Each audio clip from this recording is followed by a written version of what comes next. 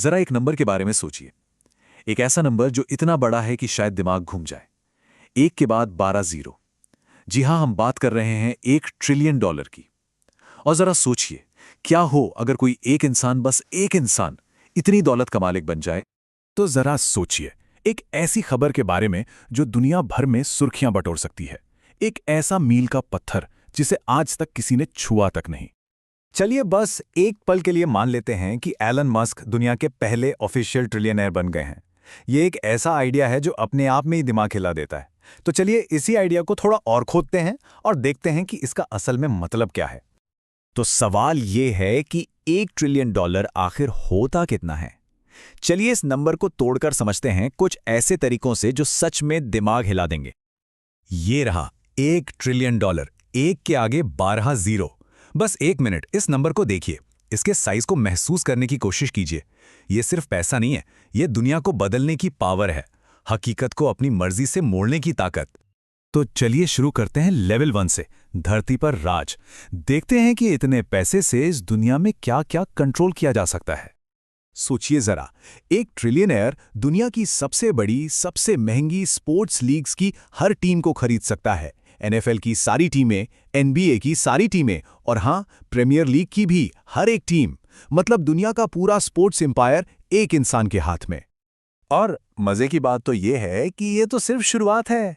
वो इन सबको खरीद सकते हैं और इसके बाद भी इतना पैसा बच जाएगा कि वो चाहे तो बिल्कुल स्क्रैच से एक पूरी की पूरी नई लीग ही खड़ी कर दे। अब समझ में आ रहा है कि हम किस लेवल की दौलत की बात कर रहे हैं। अच्छा, स्पोर्ट्स से हटकर लग्जरी आइटम्स पर आते हैं। कोई अमीर इंसान एक लैम्बोर्गिनी खरीदने का सपना देख सकता है, पर एक ट्रिलियनेयर वो पूरी लैम्बोर्गिनी कंपनी खरीद सकता है, और वो भी एक बार नहीं, 40 बार। सोचिए, सिर्फ एक कार नहीं बल्कि पूरी कंपनी, वो भी 40 बार। ठीक है, अब आते हैं लेवल 2 पर। यहां पैसा पैसा नहीं रहता, एक मजाक बन जाता है। एक ऐसी दौलत जो हमारी सोच से भी परे है। यहां जो हम तुलनाएं करेंगे ना, वो सुनकर शायद लॉजिक काम करना बंद कर दे।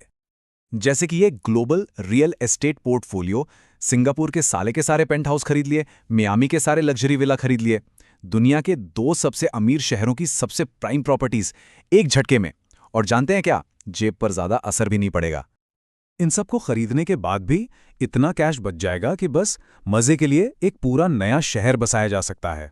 हाँ, सही सुना, एक पूरा का पूरा शहर, बस एक हॉबी प्रोजेक्ट की तरह।